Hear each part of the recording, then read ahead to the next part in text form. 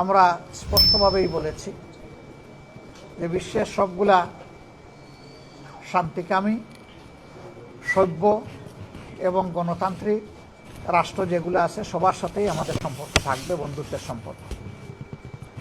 যারা আমাদের প্রতিবেশী তাদের সাথে অবশ্যই প্রতিবেশী সুলভ সম্পর্ক আমাদের থাকবে এবং আমরাও প্রত্যাশা করব তারাও আমাদের সাথে প্রতিবেশীর মতোই আচরণ করবেন। সেই আচরণটা হবে পারস্পরিক শ্রদ্ধা এবং সমতার ভিত্তিতে। আমরা কোনো ক্ষেত্রেই কোনো অসমতা দেখতে চাই না। আমাদের ফরেন পলিসির ব্যাপারে, রিলেশনসের ব্যাপারে আমরা বলেছি যে আমরা কোনো নির্দিষ্ট রাষ্ট্রের দিকে ঝুঁকতে চাই না, বরঞ্চ সারা বিশ্বের সাথে বন্ধুত্ব আর সমন্বয় রক্ষা করেই আমরা আমাদের দেশকে সামনে এগিয়ে নিতে চাই। তারা এটা জানতে চেয়েছেন সমাজের কোন সেকশন আমাদেরকে সাপোর্ট দিচ্ছে বেশি। আমরা বলছি কোনো আলাদা সেকশন না, সবাই দিচ্ছে। তবে যুবকরা বিশ্বাস করে তাদের অ্যাসপিরেশন ফুলফিল করার জন্য জামাত যদি কোনো কমিটমেন্ট দেয় সেটা জামাত রক্ষা করবে। এই বিশ্বাসের জায়গা থেকেই এ পর্যন্ত হয়ে যাওয়া গুরুত্বপূর্ণ পাবলিক বিশ্ববিদ্যালয়গুলোতে যে নির্বাচন হয়েছে এখানে তার রিফ্লেকশন হয়েছে।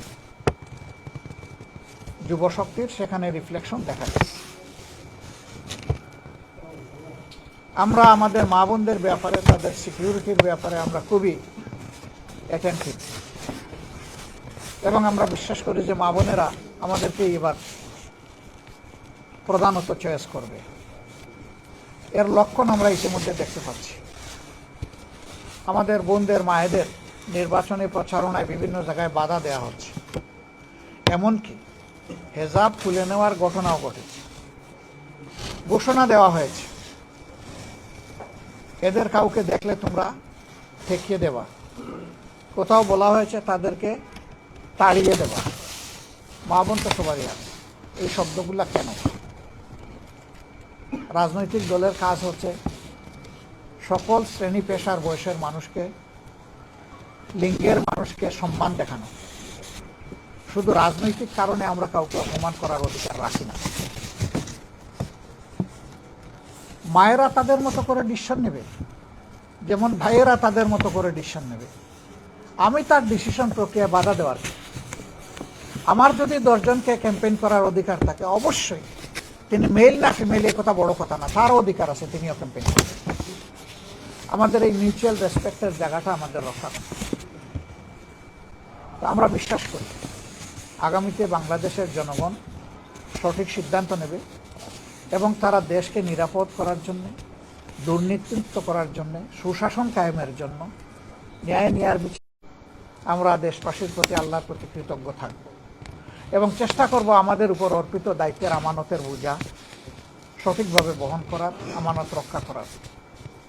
তবে যদি জনগণ অন্য কাউকেও সহযোগিতা করে, সিমিলারলি অন্যরা যদি অপোজিশন গ্যালারিতে বসেন, বিরোধী দলে বসেন, তাদের কাছ থেকে একই জিনিস আমরা প্রত্যাশা করি, for the sake of the country, more over democracy এবং কোনো স্টেবল একটা সমাজের উন্নয়নের জন্য, এগিয়ে যাওয়ার জন্য স্থিতিশীল সমাজ ব্যবস্থা খুবই গুরুত্বপূর্ণ। আমরা চিন্তা করছি নির্বাচন হয়ে যাওয়ার সাথে সাথে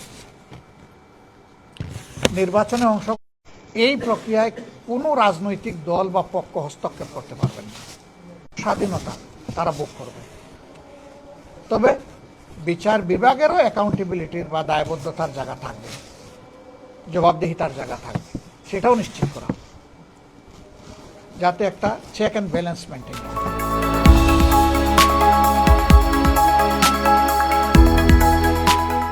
দিনাজপুর টিভি মানুষের জীবনের কথা বলে।